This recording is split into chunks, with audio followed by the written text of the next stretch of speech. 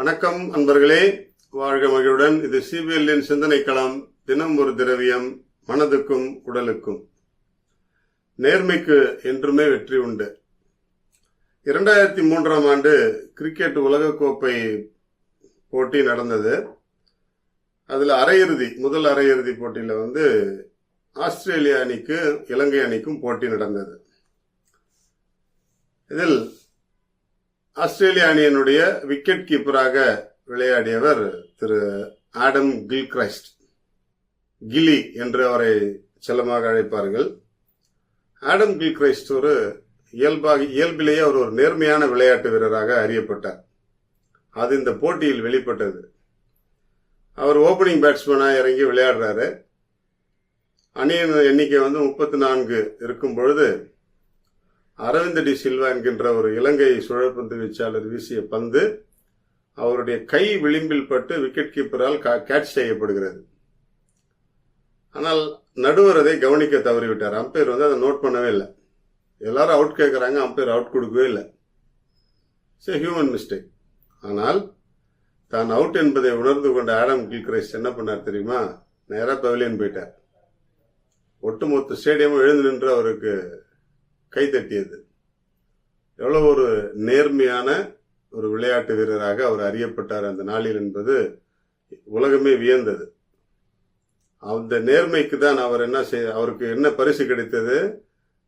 அரையிறுதியில் வென்று இறுதிப் போட்டியிலும் அவர்கள் வெற்றி பெற்று அந்த உலக கோப்பையை தங்களாக்கி கொண்டார்கள். நேர்மை என்றுமே வெற்றி தருவதில் தவறுவதில்லை. இந்த நேர்மைக்கு நிறைய பரிசுகள் வந்து கொண்டே இருக்கும். இந்த ஆடம் கில்கிரைஸ்டருடைய வாழ்க்கையை சற்று வாய்ப்பு கிடைத்தால் அலசி பாருங்கள். அவருடைய வளர்ச்சி, அவருடைய தற்போதைய நிலை எல்லாவற்றையும் நீங்கள் கூர்ந்து நோக்கி பார்த்தால் நல்ல விஷயங்கள் நிறைய இருக்கும். அவர்கிட்ட நிறைய வேல்யூஸ் அவர்கிட்ட இருந்து எடுத்திருக்கலாம். தன்னால் இயலவில்லை என்கின்ற ஒரு நிலை அவர் உணர்ந்த பிறகு உடனடியாக தன்னுடைய ரெசிக்னேஷன் அவர் அனௌன்ஸ் பண்ணிட்டார். அது ஒரு மிகப்பெரிய விஷயம். அந்த நான் சொன்ன முதல் அரையிறுதி போட்டியில நடுவர் அவுட் கொடுக்கல, அம்பையர் அவுட் கொடுக்கல, நான் விளையாடுறேன்னு அவர் விளையாடி இருக்கலாம். 50 ஓவரும் அவர் விளையாடிட்டு கூட போயிருக்கலாம் இருந்திருந்தார்னா. ஆனா தன்னுடைய மனசாட்சி, அவருடைய மனசாட்சிக்கு கட்டுப்பட்டு, அவருக்கு தெரியும் பந்து அவருடைய கை விளிம்பில் பட்டு விக்கெட் கீப்பருக்கு போயிடுச்சு அப்படின்றது நல்லா தெரியும். அவருடைய மனசாட்சிக்கு விரோதம் இல்லாமல் அவருடைய தன்னுடைய அந்த தன்மையை உணர்ந்து அரங்கத்தை விட்டு வெளியேறிவிட்டார், விளையாட்டு மைதானத்தை விட்டு வெளியேறிவிட்டார். அந்த நேர்மைக்காகத்தான் அவர் மிகவும் பாராட்டப்பட்டார்.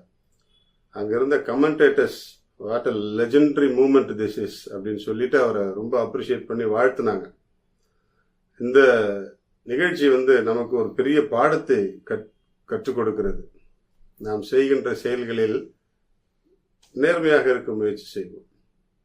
நேர்மைக்கு மனசாட்சி எப்பொழுதுமே பாதுகாப்பாக இருக்கும்.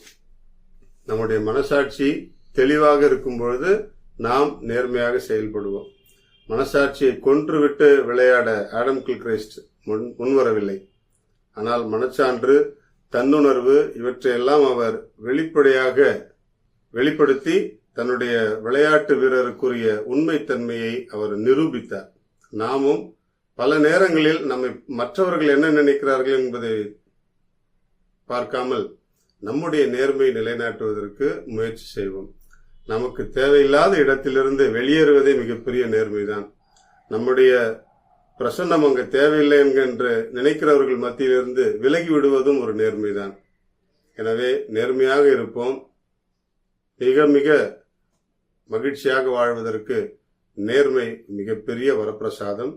வாழ்க மகிழுடன்.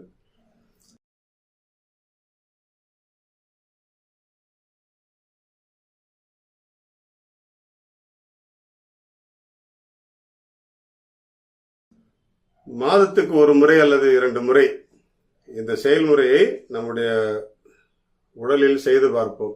என்ன அப்படின்னு சொன்னா, நிறைய பேருக்கு வயிற்று இறுக்கம் இருக்கும், மலச்சிக்கல் இருக்கும், வயிற்று கடுப்பு இருக்கும்.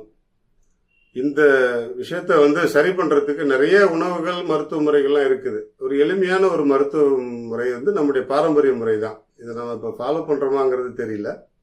விளக்கெண்ணெய், கேஸ்டர் ஆயில் இருக்கு. இந்த விளக்கெண்ணெயில இருந்து 2 சொட்டு எடுத்து நம்முடைய தொப்புள்ள விட்டுட்டு அதை அப்படியே தொப்புல சுத்தி நல்லா மசாஜ் பண்ணிட்டீங்கன்னு வச்சுங்களேன், அந்த வயிற்று இறுக்கம் சரியாயிடும். காலையில மலச்சிக்கல் இல்லாம நன்றாக உங்களுடைய இயல்பான செயல்பாடுகளை நீங்கள் செய்வதற்கு உதவி செய்யும். இன்னும் அதிகமாக உங்களுடைய ஆசன வாயிலும் 2 சொட்டு விட்டுட்டு லேசா படுத்துட்டீங்க, இரவு படுக்கும்பொழுது இது செய்துட்டு படுத்தீங்கன்னா போதும். காலையில உங்களுடைய வயிறு குளிர்ச்சி அடையும், உங்களுடைய குடல்கள் எல்லாம் இறுக்கம் இல்லாமல் இலகுவாக மாறும். ஆகவே விளக்கெண்ணெயை பயன்படுத்தி நாம் எல்லோரும் நம்முடைய குடல் அமைப்பை சீர் செய்து கொள்வோம். மாதத்தில் 1 முறை அல்லது 2 முறை நீங்கள் வீட்டில் இருக்கின்ற நாளாக பார்த்து இதை செய்து கொள்ளுங்கள். உங்களுடைய மலச்சிக்கல் பிரச்சனை தெளிவாக குணமடைய இது ஒரு சிறந்த முறையாக அமையும். வாழ்க மகிழ்வுடன்.